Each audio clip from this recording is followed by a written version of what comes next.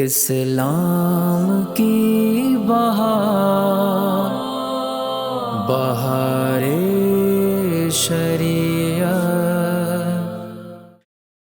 الحمد للہ رب العالمین والصلاة والسلام علی سید الانبیاء والمرسلین۔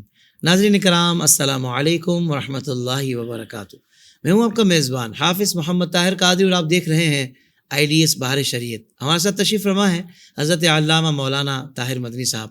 قبلہ آپ کو بھی السلام علیکم ورحمۃ اللہ وبرکاتہ۔ وعلیکم السلام ورحمۃ اللہ وبرکاتہ۔ علامہ صاحب، پچھلے پروگرامز میں ہم نے تجارت، اجارہ، بیع و فروخت کے حوالے سے سوالات شامل کیے تھے، تو میں چاہتا ہوں اسی کو ذرا کنٹینیو کرتے ہیں، اور اس سے قریب کے جو سوالات ہیں، معاملات ہیں، اس پر کچھ سوالات میرے پاس ہیں، میں شامل کرنا چاہتا ہوں، آپ کی اجازت ہے؟ جی جی۔ علامہ صاحب، ایک طبقہ ایسا ہے کہ جو پرائز بونڈز کا کام بھی کرتا ہے، یعنی پرائز بونڈز لینا، پھر اس کا انعام لینا، تو اس پر شریعت کیا رہنمائی کرتی ہے؟ دیکھیں، پرائز بونڈ جو حکومت پاکستان جاری کرتی ہے وہ دو طرح کے ہوتے ہیں۔ ایک پریمیم پرائز بونڈ ہے جس میں سال بہ سال اور مہینہ بہ مہینہ سود بھی ملتا ہے، اور اگر وہ لگ جائے تو انعام بھی ملتا ہے۔ اس کا جواب تو واضح ہے کہ یہ سودی معاہدہ ہے، اور پریمیم پرائز بونڈ نہ لے سکتے ہیں، نہ اس کا سود جو ملا ہے وہ بندے کے لیے حلال ہوگا، وہ بغیر ثواب کی نیت کے صدقہ کرنا ہے۔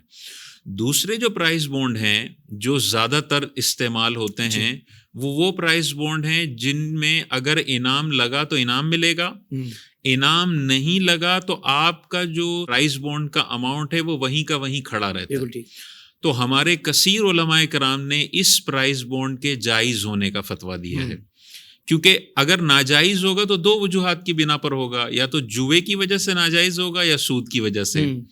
پرائز بونڈ میں جوے والا معنی نہیں پایا جاتا، کیونکہ جوے کا مطلب یہ ہے یا تو آپ کی لگائی گئی رقم برباد ہو جائے یا لاٹری لگ جائے اور آپ کو کروڑوں مل جائیں۔ پرائز بونڈ میں اگر انعام نکلا تو زیادہ ملے گا، نہیں نکلا تو آپ کا 500 والا بونڈ وہیں کھڑا ہوا ہے، میں 10 سال بعد بھی اس بونڈ کو کیش کرواؤں گا، مجھے 500 روپے ملیں گے۔ واہ واہ۔ تو جوے میں تو یہ ہوتا ہے یا تو بربادی ہو جائے یا مل جائے، لیکن اگر مل رہا ہے ایکسٹرا اور کوئی تحفتاً آپ کو دے رہا ہے اور آپ کا اپنا لگایا ہوا پیسہ برباد نہیں ہو رہا، تو جوے کی تعریف صادق نہیں آ رہی اس پر، تو یہ جوا نہیں ہے۔ بالکل صحیح۔ دوسرا، ہمارے علماء فرماتے ہیں یہاں سود بھی نہیں ہے، کیونکہ سود وہ ہے، وہ منافع ہے جو قرض پر لیا جائے اور اس کو قرض دیتے وقت مشروط ٹھہرا لیا جائے۔ صحیح۔ یہاں تو پرائز بونڈ جب لے رہے ہیں تو کوئی مشروط منافع نہیں ہے، لاکھوں بونڈز میں سے کوئی 2-4 لگ گئے تو لگ گئے، جس کو نہ لگے اس کو 1 روپیہ بھی نہیں ملے گا۔ جی بالکل ایسا ہی ہوتا تو جو ایکسٹرا مل رہا ہے وہ نہ مشروط ہے اور نہ وہ داؤ پر لگا کر مل رہا ہے، تو نہ جوے والا معنی ہے نہ سود والا معنی ہے، تو اس پرائز بونڈ کو ناجائز کہنے کی کوئی دلیل ہمارے پاس نہیں ہے۔ تو یہ پرائز بونڈ رکھنا بھی جائز ہے، اس کا انعام نکل جاتا ہے تو وہ انعام لینا بھی جائز ہے، اور اس انعام سے حج عمرے پر جانا بھی جائز ہے۔ اگر کوئی اس میں جاتا ہے تو اس پہ کوئی حکم نہیں لگتا، وہ حلال مال ہے اس کے لیے۔ ساتھ ہی ساتھ علامہ صاحب اگر یہ بھی ارشاد فرما دیں کہ پرائز بونڈز پہ آن لینا کیسا ہے، کیونکہ جب ایک دن پہلے، یعنی جب آپ کا یہ بونڈز کھلنے والے ہیں کہ کل بھائی اس کی تاریخ ہے، ہو سکتا ہے آپ کو انعام لگ جائے، ہو سکتا نہ لگے، لیکن ایک دن پہلے اس کی قیمت بڑھی ہوئی ہوتی ہے مارکیٹ میں، کیونکہ اس وقت لینے والے بھی بہت سارے ہوتے ہیں، تو اس پہ کچھ پیسے زیادہ ملتے ہیں، تو کیا وہ آن لینا جائز ہے؟ دیکھیں، اس کی نظیر ہمیں اس مسئلے میں بھی ملتی ہے کہ جو عید کے دنوں کے اندر کڑک نوٹ ملتے ہیں نا، تو اس میں بھی بہت سارے لوگ لاکھ روپے کے کڑک نوٹ دیتے ہیں اور بدلے میں 1,05,000 لے لیتے ہیں، نرم نوٹ یا پرانے نوٹ۔ تو علماء نے اس خرید و فروخت کو جائز لکھا ہے، شرط یہ ہے کہ قبضہ فوراً ہو جانا چاہیے، ادھار اس میں نہ ہو۔ یعنی یہاں آپ نے 1 لاکھ کی کڑک گڈی دی اور جواب میں آپ فوری طور پر 1,05,000 لے لیں، تو یہ 5,000 آپ نے جو اضافی لیے ہیں یہ آپ کے لیے حلال ہیں۔ اسی طرح پرائز بونڈ کے اون کا مسئلہ ہے کہ 200 کے پرائز بونڈ کی گڈی مثال کے طور پہ 20,000 روپے کی آتی ہے، اور قرآن دازی ہونے سے 2 دن پہلے اگر کوئی یہ 20,000 کا پورا پیکٹ 22 کا بیچتا ہے اور فوری قبضہ ہو جاتا ہے، تو یہ 22 کا بیچنا بالکل جائز ہے۔ لیکن ادھار اگر ہوگا تو پھر وہی سود والی صورت آ جائے گی کہ آپ نے دیا اور کچھ دنوں کے بعد آپ اضافی لے رہے ہیں، یہ سود میں چلا جائے گا۔ بالکل ٹھیک۔ اچھا علامہ صاحب، یہ کریڈٹ کارڈ کے حوالے سے ایک سوال ہے کہ کریڈٹ کارڈ بنوانا کیسا، اور وقت پر اگر بل ادا کر دیں کہ کبھی سود نہ دینا پڑے تو اس صورت میں کیا اجازت ہوگی؟ دیکھیں، کریڈٹ کارڈ جب بنوایا جاتا ہے نا تو اس میں فارم پر جو ٹرمز اینڈ کنڈیشن ہوتی ہیں اس میں باقاعدہ لکھا ہوتا ہے کہ اگر ڈیو ڈیٹ تک آپ نے اماؤنٹ پے نہ کیا تو اتنا پرسنٹیج آپ کو اپنی آؤٹ اسٹینڈنگ اماؤنٹ کا سود دینا پڑے گا. اور بندہ ٹرمز اینڈ کنڈیشن کے نیچے ایگری والے ڈبے کے اندر سائن کر رہا ہوتا ہے. علماء فرماتے ہیں آپ نے ڈیو ڈیٹ میں پے کرنا ہے نہیں کرنا وہ بات کی بات ہے. صحیح. آج جو آپ کریڈٹ کارڈ بنواتے وقت نیچے سائن کر رہے ہو نا, یہ سائن ہی حرام ہے کرنا, کیونکہ آپ اوپر کیا پڑھ رہے ہو, آپ یہ اوپر بینک کے ساتھ ایگری کر رہے ہو کہ اے بینک اگر 18 تاریخ کو پے نہیں کیا نا تو میں اللہ اور اس کے رسول سے جنگ لڑنے کے لیے تیار ہوں. اللہ. تو یہ اپنی خوش فہمی میں نہیں رہنا چاہیے کہ میں ہمیشہ ڈیو ڈیٹ میں دے دوں گا تو میرے لیے اجازت ہے. بھائی آپ نے رضامندی ظاہر کر دی ہے کہ میں سود دے دوں گا, اگر کبھی ایمرجنسی میں ڈیو ڈیٹ کراس کر گیا تو ہر صورت میں چاہے آپ کی 100% نیت ہو کہ کبھی ڈیو ڈیٹ کراس نہیں ہونے دوں گا اور سود لگنے ہی نہیں دوں گا, تب بھی آپ کے لیے کریڈٹ کارڈ بنوانا حرام ہے, کیونکہ وہ فارم پہ آپ رضا بالسود کر رہے ہیں, سود سے راضی ہو رہے ہیں, یہ حرام ہے. اور اگر خدا نہ خواستہ آپ نے بنوا لیا ہے اور ڈیو ڈیٹ کراس ہو گئی تو اب تو سود دینا پڑے گا, یہ ڈبل گناہ ہو گیا. تو ایسے جتنے لوگ سن رہے ہیں جنہوں نے کریڈٹ کارڈ بنوائے ہوئے ہیں کنونشنل بینکوں سے, ان کو فوراً سے پیشتر لازمی ہے کہ وہ ان کو بند کروائیں. بہت سارے لوگ یہ کہتے ہیں ڈیو ڈیٹ میں دے دیں گے, لیکن 7ویں 8ویں مہینے میں ہی کوئی ایسی سچویشن آ جاتی ہے کہ یا تو ذہن سے نکل جاتا ہے یا تنخواہ لیٹ ہو جاتی ہے اور ان کی ڈیو ڈیٹ کراس ہو جاتی ہے, اور ان کو مجبوراً اپنے ہاتھوں سے بینک کو سود دینا پڑ رہا ہوتا ہے. اور حضور علیہ السلام کی اس حدیث کے وہ مصداق بنتے ہیں کہ سود کھانے والے اور سود کھلانے والے پر اللہ کے نبی نے لعنت فرمائی ہے. اللہ. تو ایسے معاہدے کرنے ہی کیوں ہیں کہ بندہ سودی معاہدوں کی طرف جائے. اس لعنت کو آج ہی ختم کر لینا چاہیے. یہ 15 دن کا ادھار آپ کے لیے وبال جان بن جائے گا. سمجھیں جتنی چادر ہے اتنے ہی پاؤں پھیلانے. کریڈٹ کارڈ کا سب سے بڑا نقصان یہ ہوتا ہے کہ انسان اپنی چادر سے زیادہ پاؤں پھیلا لیتا ہے, اگلی تنخواہ آنے سے پہلے آدھی تنخواہ خرچ کر چکا ہوتا ہے, اور ایسے قرض در قرض در قرض در قرض اور لگژریز میں پڑ جاتا ہے. یہ ویسے ہی مصیبت ہے, اس سے جان انسان کو چھڑا لینی چاہیے. بالکل ٹھیک ہے. اچھا, وہ کریڈٹ کارڈز اور ڈیبٹ کارڈز پہ جو ڈسکاؤنٹ ملتا ہے تو ڈسکاؤنٹ لینا کیسا ہے؟ دیکھیں, کریڈٹ کارڈ کا تو ابھی حکم ہو گیا کہ بنوانا ہی منع ہے, تو ڈسکاؤنٹ تو پھر دوسری بات ہو گئی. ڈیبٹ کارڈ پر جو ڈسکاؤنٹ ملتا ہے علماء فرماتے ہیں اس کی 2 صورتیں ہوتی ہیں. یا تو یہ ڈسکاؤنٹ ہوٹل والے دے رہے ہوتے ہیں کہ ریسٹورینٹ خود آفر کرتا ہے کہ فلاں بینک کا کارڈ ہوگا تو ہم آپ کو 20% ڈسکاؤنٹ دیں گے. تو یہ تو ہوٹل والا دے رہا ہے, اس میں بینک کا کوئی لینا دینا ہی نہیں ہے. ہوٹل والا مجھے فری میں کھانا کھلا دے یا 20% ڈسکاؤنٹ پہ کھلا دے, اس کی مرضی ہے, ہم لے سکتے ہیں, کوئی مسئلہ نہیں ہے اس میں. دوسرا ہے کہ کارڈ پر ڈسکاؤنٹ ہوٹل نہیں دے رہا بلکہ بینک والا دے رہا ہے. تو اس میں بھی ہمارے علماء نے اس ڈسکاؤنٹ کو بھی حلال قرار دیا ہے. وجہ کیا ہے کہ یہاں پہ جو بینک ڈسکاؤنٹ دے رہا ہے, یہ جو نفع مجھے مل رہا ہے یہ مشروط نفع نہیں ہے. سود تب بنے گا جب میں مشروط نفع کا ایگریمنٹ کروں کہ میں 1,00,000 روپے دے رہا ہوں, مجھے 10,000 روپے اس پہ منافع چاہیے, یہ منافع حرام ہوگا. صحیح. لیکن اگر بغیر کسی کنڈیشن کے بینک اپنی طرف سے اکاؤنٹ کھلوانے کے بعد اپنی طرف سے کوئی فری میں چیز دے دیتا ہے تو یہ فری میں چیز آپ کے لیے لینا حلال ہے. جیسے بہت سارے اکاؤنٹ ہے جس میں فری چیک بک ہوتی ہے, فری پے آرڈر ہوتا ہے, تو اگر منیمم بیلنس کی کوئی کنڈیشن نہیں ہے تو فری چیک بک بھی حلال ہے, فری پے آرڈر بھی حلال ہے. لیکن اگر بینک کہتا ہے کہ 10,000 کا منیمم بیلنس رکھنا پڑے گا تب آپ کو فری پے آرڈر اور فری چیک بک کی سہولت ملے گی, اور یہ 10,000 کا منیمم بیلنس رکھ کے یہ فائدے لیتا ہے, تو یہ فائدے سود میں چلے جائیں گے. کچھ ڈیبٹ کارڈ ایسے ہوتے ہیں جیسے پلیٹینم ڈیبٹ کارڈز ہیں, اس میں ہوتا ہے اگر آپ منیمم ایوریج بیلنس اپنا 5 لاکھ مینٹین کریں گے نا تو ایئرپورٹ پہ VIP لانچ میں انٹری فری ملے گی. اب یہاں پہ دیکھیں اس نے بینیفٹ کو لنک کر دیا منیمم بیلنس سے, یہ قرض پر نفع مشروط ہو گیا. تو اگر کسی ڈیبٹ کارڈ کے اندر نفع کو قرض کے ساتھ کنڈیشنل کر دیا جاتا ہے تو وہ سارے VIP لانچ کے بینیفٹ, وہ سارے ڈسکاؤنٹ, وہ سارے شاپنگ پہ ڈسکاؤنٹ سب حرام اور سود میں چلے جائیں گے. لیکن منیمم بیلنس کی کوئی کنڈیشن نہیں ہے بینک کی طرف سے. آپ کا 100 روپے کا بیلنس ہو, آپ کا 2 لاکھ کا بیلنس ہو, بینک آپ کو یہ فائدے کبھی دیتا ہے کبھی نہیں دیتا, وہ سارے فائدے آپ بینک سے لے سکتے ہیں, اس میں کوئی سود والا معنی نہیں پایا جاتا. صحیح. حضرت یہ مسئلہ بھی کامن ہے کہ ایزی پیسہ یا جیس کیش میں فری منٹس ملتے ہیں کچھ بیلنس رکھنے پر, تو یہ لینا کیسا ہے؟ یہ تو بہت زیادہ رائج بھی ہے کہ 500 روپے کا بیلنس رکھیں گے, 1000 روپے کا بیلنس رکھیں گے تو مہینے کے 500 منٹ فری ملیں گے. اب یہاں بھی دیکھیں, جو ہم ایزی پیسہ یا جیز کیش کے اکاؤنٹ میں پیسہ رکھتے ہیں یہ قرض ہوتا ہے, اور اس قرض پر مشروط نفع جو بھی ایزی پیسہ یا جیز کیش یا جو بھی بینک دے گا, قرض پر مشروط نفع ہوگا وہ حرام ہوگا, وہ نہیں لے سکتے. تو یہاں پر انہوں نے منٹس کے بینیفٹ کو منیمم بیلنس کے ساتھ لنک کر دیا ہے کہ کم از کم آپ اتنا قرضہ ہمیں دو گے نا تو اتنا نفع ہم آپ کو دیں گے. تو حضور علیہ السلام کی واضح حدیث ہے, جو قرضہ نفع کھینچے وہ نفع سود ہے. صحیح صحیح. تو یہاں پہ 500 کا منیمم بیلنس نفع کھینچ رہا ہے 200 فری منٹس کا. تو یہ نفع کسی بھی شیپ میں ہو, ایزی پیسہ والے آپ کو کپڑے دے دیں, آپ کو کیش دے دیں, آپ کو فری منٹس دے دیں, فری میسیجز دے دیں, فری انٹرنیٹ بنڈل دے دیں, یہ ساری منفعتیں ہیں.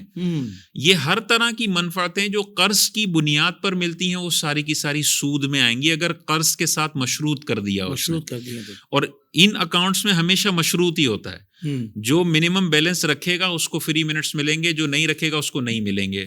تو یہ بھی واضح طور پر نظر آ رہا ہے کہ انہوں نے قرض کے ساتھ مشروط کیا ہے. تو یہ فری منٹس استعمال کرنا سود ہوگا, حرام ہوگا. پتہ نہ ہو تو ڈبل گناہ ہے. دیکھیں نا, ملکی قانون اگر پتہ نہ ہو اور بندہ سگنل توڑ دے اور پولیس والے کو کہے مجھے تو پتہ نہیں تھا, تو پولیس والا چالان بھی کاٹے گا اور ڈانٹے گا بھی کہ ہمارے ملک میں تم گھوم رہے ہو, گاڑی روڈ پہ لے آئے ہو اور ٹریفک قوانین تم کو نہیں پتا, کل کو تم کسی کو اڑا دو گے اور بولو گے مجھے قوانین نہیں پتا. تو دنیا میں بھی یہ ایکسکیوز نہیں چلتا کہ مجھے نہیں پتا. اللہ تعالیٰ نے پیدا کیا ہے اور سارے قوانین اللہ تعالیٰ نے جاری فرمائے ہیں. تو ہمیں ملکی قانون تو بڑی فکر ہوتی ہے کہ چالان نہ کٹ جائے, اور اسلامی قانون بعضوں کا 30 سال خلاف ورزیاں کرنے کے بعد کہتے ہیں کہ پتہ نہیں تھا. پتہ نہیں تھا بھائی, یہ کیا بات ہوئی یار, آپ کو پتہ ہونا چاہیے تھا. اگر نہیں ہے تو اس پتہ نہ ہونے پہ بھی توبہ کریں, اور 30 سال جو غلطیاں کی ہیں اس کے تدارک کے لیے بھی کچھ کریں. صحیح. یہ شاید فرمائیے کہ سیکیورٹی ڈپازٹ بڑھا کر کرایہ کم کرنا یا کروانا کیسا؟ یہ بھی آج کل بڑا رائج ہے, اور لوگ اس حوالے سے ان کو اتنی معلومات نہیں ہوتی اور وہ سمجھتے ہیں کہ یہ جائز ہے اور کیا جا سکتا ہے. یاد رکھیے اس میں علماء کرام نے واضح طور پر اپنے فتاویٰ دیے ہیں کہ جو عرف میں رائج سیکیورٹی ڈپازٹ ہے وہ تو دینا بالکل ٹھیک ہے, اور عرف میں جو رائج رینٹ ہے اس پہ آپ اجارہ کر سکتے ہیں, اس میں کوئی حرج نہیں ہے. لیکن عرف سے ہٹ کے زیادہ رینٹ دینا اور اس زیادہ رینٹ کے بدلے میں کرائے کی کمی کا فائدہ حاصل کر لینا, یہ وہی والی بات ہو گئی کہ آپ نے سیکیورٹی ڈپازٹ بڑھایا, یا آپ نے سامنے والے کو جو پیسے دیے یہ قرض ہے, اور اس اضافی سیکیورٹی ڈپازٹ والے قرض کے بدلے آپ نے کیا فائدہ حاصل کیا, اپنے کرائے کو کم کروا لیا. تو یہ وہی والی حدیث نافذ ہوئی کہ جو قرضہ نفع کھینچے وہ نفع سود ہے. تو اگر مثال کے طور پہ 2 لاکھ روپے کا ڈپازٹ اس ایریا کا ہے اور اس گھر کا کرایہ 50,000 ہے, تو یہ معاہدہ تو بالکل ٹھیک ہے, 2 لاکھ ڈپازٹ دوں گا 50,000 کرایہ. لیکن یہ کہتا ہے میں 5 لاکھ ڈپازٹ دیتا ہوں, کرایہ میرا 35,000 کر دو. اب یہ جو 2 لاکھ سے 5 لاکھ روپے ڈپازٹ اس نے کیا, یہ 3 لاکھ اضافی اس نے قرض دیا اور اپنا کرایہ ماہانہ 15,000 کم کروا لیا. یہ جو 15,000 کم کروایا یہ قرض پر نفع ہے اور یہ نفع سود ہے. اللہ, اس حوالے سے غور کرنا چاہیے. اس طرح کے معاہدے کرنے کی اجازت ہماری شریعت میں نہیں ہے, جس میں آپ قرضے دے دے کے اپنے لیے فائدے کی صورتیں نکالتے رہیں, چاہے وہ فائدہ کسی بھی صورت میں ہو, وہ فائدہ حاصل کرنا جائز نہیں ہے. مثال کے طور پہ کوئی کہتا ہے کہ مجھے 10 لاکھ روپے ڈپازٹ دے دو, میرے گھر میں فری میں رہو, کوئی بھی کرایہ نہیں دینا, یہ معاہدہ بھی حرام ہے.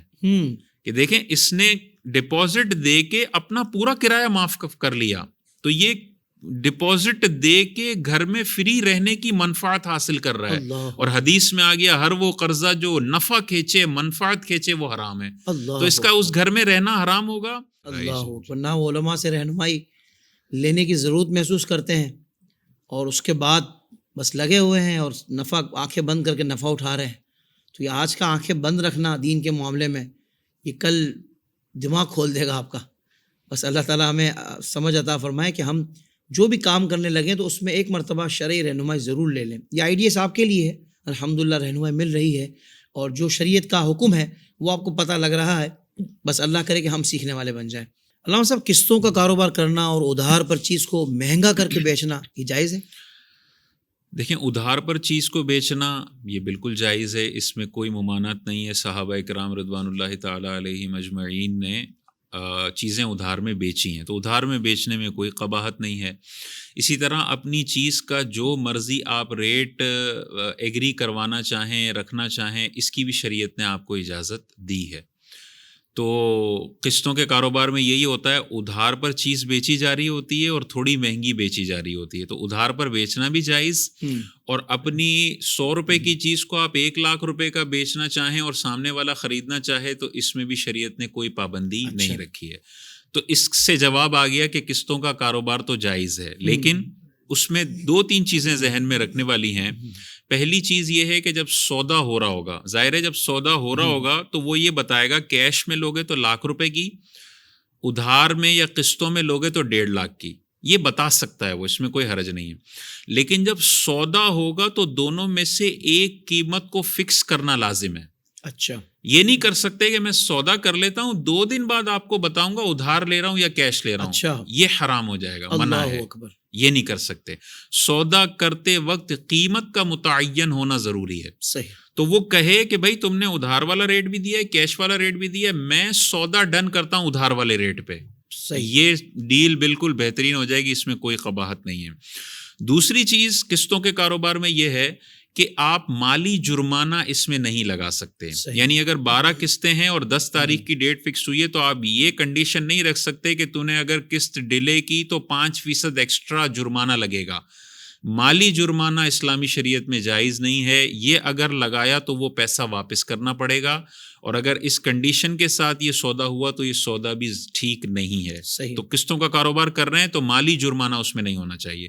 اور تیسری اس میں چیز یہ ہے کہ اگر آپ نے سامنے والے سے قسطوں کا کاروبار پہ کوئی چیز لی ہے اور وعدہ کر لیا ہے قسطوں کی ادائیگی کا، تو اب آپ پر لازم ہے کہ جو وعدہ کیا ہے اس کو پورا کرنا ضروری سبحان ہے. اللہ. اگر 12 قسطوں پہ آپ نے وعدہ کیا ہوا ہے تو پھر اس کے چپل نہیں گھسوانے آپ نے وہ وعدہ پورا کرنا ہے، ورنہ وعدہ خلافی کا گناہ آپ کے نامہ اعمال میں لکھا جائے گا. تو یہ 2-3 چیزوں کا خیال رکھ لیں. بہت اچھے. قسطوں کا کاروبار آپ بالکل کر سکتے ہیں، اس میں کوئی ممانعت والی بات نہیں. بالکل ٹھیک ہے. حضرت یہ ارشاد فرمائیے کہ پیشہ ور بھکاری کو پیسے دینا کیسا ہے؟ کیا ان کو بھیک دی جائے گی تو ثواب ملے گا یا نہیں؟ دیکھیے، سب سے پہلے تو بنیادی اصول یہ ہے کہ بھیک مانگنے کی اجازت اس بندے کو ہے جو مسکین ہو. صحیح. اور مسکین کی شرعی تعریف یہ ہے کہ وہ بندہ جس کے پاس اگلے وقت کا کھانا نہ ہو وہ مسکین کہلاتا ہے. جس کے پاس اگلے وقت کا 2 روٹی بھی اویلیبل ہے وہ بھی کسی کے سامنے ہاتھ نہیں پھیلا سکتا. یہ بنیادی اصول ہے. کیونکہ اللہ تبارک و تعالیٰ نے اور اس کے حبیب کریم نے مسلمانوں کی خودداری اور عزتوں کو یہاں رکھا ہے. اللہ تعالیٰ شدید ناپسند کرتا ہے کہ بندہ کسی کے سامنے ہاتھ پھیلائے، اس لیے کہا کہ بہت مجبوری ہو اور مرنے جیسے ہو جاؤ تب ہاتھ پھیلانا. جب تک تم ہاتھ پھیلانے سے بچ سکتے ہو تم نے بچنا ہے، چاہے فاقے کرنے پڑے. جو شخص بغیر کسی حاجت کے، بغیر کسی ضرورت کے اپنا بوجھ دوسروں پر ڈالتا ہے اور لوگوں کے سامنے ہاتھ پھیلاتا ہے، یہ میدان محشر میں اس حال میں آئے گا کہ اس کے چہرے پر گوشت کی ایک بوٹی بھی نہیں ہوگی. اللہ اکبر. یعنی دنیا میں لوگوں سے بھیک مانگ مانگ کے اس نے اپنے گھر چلائے ہیں اور عادی ہو گیا ہے، پیشاور بھکاری ہو گیا ہے، کام کاج کچھ بھی نہیں کرتا، صبح سے شام تک بھیک مانگتا ہے. میدان محشر میں یہ ہڈیوں کے ڈھانچے کے طور پر اٹھایا جائے گا اور لوگ سمجھ جائیں گے کہ یہ جس کے چہرے پہ گوشت کی بوٹی نہیں ہے نا، یہ دنیا میں اپنی عزتوں کو نیلام کیا کرتا تھا. اللہ اکبر. اللہ اکبر. تو ہمیں غور کرنا چاہیے. بعض اوقات لوگ دوسروں کو دیکھ کے موٹیویٹ ہوتے ہیں اور ان کو دیے جا رہے ہوتے ہیں. ہم ہر سگنل پر اگر دیکھیں تو روز ایک بھکاری آپ کو نظر آتا ہے، سیم شکل، سیم ڈیزائن، سیم اسٹوری، اور پچھلے 6 سال سے بھیک مانگ رہا ہے. اور اب بھی یہ کار میں بیٹھا ہوا بندہ ہر 3-4 دن کے بعد ترس کھا کے اس کو دے رہا ہوتا ہے. بھائی آپ اس کی مدد نہیں کر رہے، آپ اسے جہنم کے گڑھے میں پہنچانے کا سبب بن رہے ہو. اور قرآن مجید میں اللہ تبارک و تعالیٰ نے ارشاد فرمایا کہ نیکی اور بھلائی کے کاموں میں ایک دوسرے کی مدد کرو اور گناہ کے کاموں میں ایک دوسرے کی مدد نہ کرو. جب آپ کو واضح نظر آ رہا ہے یہ پیشاور بھکاری ہے تو اس کو دینا گناہ ہے. علماء نے لکھا اس پہ کوئی ثواب نہیں ملے گا. پیشاور بھکاری اگر آپ کو جتنا بھی ترس آ رہا ہے جتنا بد دعاؤں کا اس کی خوف ہے، بالکل خوف میں خاطر میں نہ لائیں. ایسے لوگوں کی بد دعائیں نہیں لگتی جو پیشاور بھیک مانگ رہے ہوں اور حرام کام کر رہے ہوں. ڈرنے کی ضرورت نہیں ہے، اور ان کی حوصلہ شکنی کرنے کی ضرورت ہے. جو واضح آپ کو لگ رہا ہے کہ پیشاور بھکاری ہے، اگر آپ نہیں کریں گے تو اس پہ ثواب نہیں ملے گا. میدان محشر میں اللہ تبارک و تعالیٰ کی بارگاہ میں جب کھڑے ہوں گے تو سوال ہوگا کہ پوری سوسائٹی اپنی عزتیں نیلام کر رہی تھی اور تم گاڑی والے سگنلوں پہ ان کی عزتیں خرید رہے تھے ان کو 10-10 روپے دے کے. اگر تم نہ دیتے، یہ مجبور ہو جاتے کہ ہمیں کوئی عزت کا کام کرنا ہے، تم نے دے کے ان کو بھکاری بنایا اور انہوں نے اپنی عزتیں نیلام کی، تو یہ الزام ہم پر بھی آئے گا.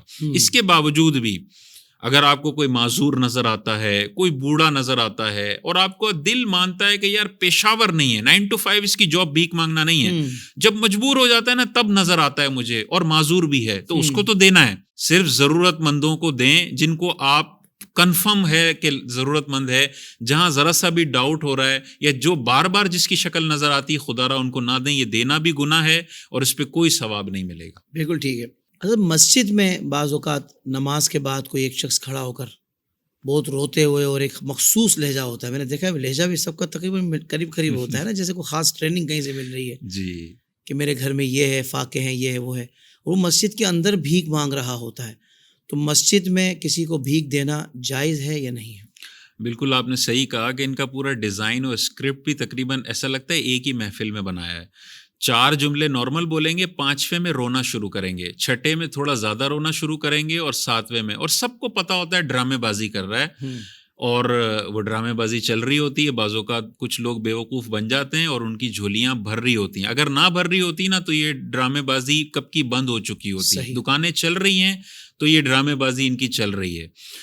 تو اس حوالے سے واضح طور پر حضور علیہ الصلوۃ والسلام کی حدیث پاک ہے. حضور علیہ الصلوۃ والسلام نے ارشاد فرمایا، اگر تم کسی بندے کو دیکھو جو اپنی ذاتی گمشدہ چیز ڈھونڈنے کے لیے مسجد میں اعلان کر رہا ہے، اپنی ذاتی چیز مسجد میں ڈھونڈنے کے لیے اعلان کر رہا ہے، تو تم اس کے لیے دعائے ضرر کرو. کیا دعائے ضرر کرو؟ اسے کہو کہ اللہ تیری یہ کھوئی ہوئی چیز کبھی بھی نہ ملائے. اور حضور علیہ السلام نے آگے ارشاد فرمایا کہ مسجدیں ان کاموں کے لیے نہیں بنی جو تم اعلانات کر رہے ہو. اب اندازہ کریں، اپنی ذاتی چیز اگر کھو گئی ہے تو اس کا اعلان مسجد میں کر رہے ہیں. حضور علیہ السلام نے ارشاد فرمایا اس کو کہو کہ تمہاری چیز کبھی بھی نہ ملے. تو یہ بھیک مانگنا تو اپنی چیزیں نہیں، یہ دوسروں کے جیبوں پہ ڈاکہ ڈالنے والی بات ہے. تو یہ کیسے اجازت دی جا سکتی ہے کہ ایک بندہ عین دعا کے ٹائم پہ سلام کے بعد پوری مسجد کا تقدس پامال کرے، مسبوق نمازیوں کی نماز میں خلل پیدا کرے، اور ایک اپنا ڈرامائی اسکرپٹ بیان کر کے وہاں سے چلا جائے؟ یہ مسجد کا تقدس بھی پامال کرنا ہے، حدیث کی بھی مخالفت ہے. اعلیٰ حضرت امام اہل سنت نے ارشاد فرمایا، جو مسجد کے بھکاری کو 1 درہم دیتا ہے اسے چاہیے کہ اس کے کفارے کے طور پر باہر 70 درہم خرچ کرے. اچھا، 1 کے 70. اتنا بڑا یہ سنجیدگی والا معاملہ ہے. اور دیکھیں ہم اس کو اگر پروموٹ کریں گے تو آج 1 بھکاری کھڑا ہے، کل 2 بھکاری کھڑے ہوں گے، پرسوں 20 بھکاری کھڑے ہوں گے. یہ مسجد نہیں لگے گی، یہ لگے گا کہ کوئی بھکاریوں کا جگہ ہے جہاں پہ لوگ آ کے بھیک مانگ رہے ہوتے ہیں. تو مسجد کمیٹی کو اس پہ سٹینڈ لینا چاہیے. اگر اس طرح کا فراڈیا کوئی بھی کھڑا ہوتا ہے فوراً اس کو شٹ اپ کال دے کے مسجد سے باہر نکالنا چاہیے، کیونکہ حضور علیہ السلام نے ارشاد فرمایا مسجدیں ان کاموں کے لیے نہیں بنی ہیں. اگر وہ مستحق بھی ہے، یعنی وہ مسکین ہے، اس کی والدہ کو کینسر ہوا ہے اور وہ ایسا ہے جو مانگ سکتا ہے، اس کے باوجود بھی وہ مسجد میں نہیں مانگ سکتا. ہاں، اسے چاہیے کہ مسجد کی 4 دیواری کے باہر جا کے اپنا مقدمہ عوام کی بارگاہ میں پیش کر دے. عوام سمجھے گی کہ مستحق ہے تو دے دے گی، نہیں سمجھے گی تو نہیں دے گی. لیکن مسجد میں مستحق نہیں مانگ سکتا تو غیر مستحق پیشاور جو مانگ رہا ہے وہ تو ڈبل گناہ کرنے والا ہے. بالکل صحیح. بہت شکریہ، آپ نے وقت عطا فرمایا. آج کے ہمارے ایپیسوڈ کا وقت یہاں مکمل ہوا. ناظرین کرام، IDS بہار شریعت اگلے ایپیسوڈ میں مزید سوالات شامل کریں گے. آپ کو کوئی مسئلہ درپیش ہے، ٹائپ کیجیے میسج اور ہمیں یا ای میل ایڈریس پہ میل کر دیجیے یا پھر ہمیں واٹس ایپ کر دیجیے. ہم کوشش کریں گے کہ اس مسئلے کا بھی حل تلاش کیا جائے. جزاک اللہ خیرہ. اگلے پروگرام میں پھر ملاقات ہوگی. السلام علیکم ورحمۃ اللہ وبرکاتہ.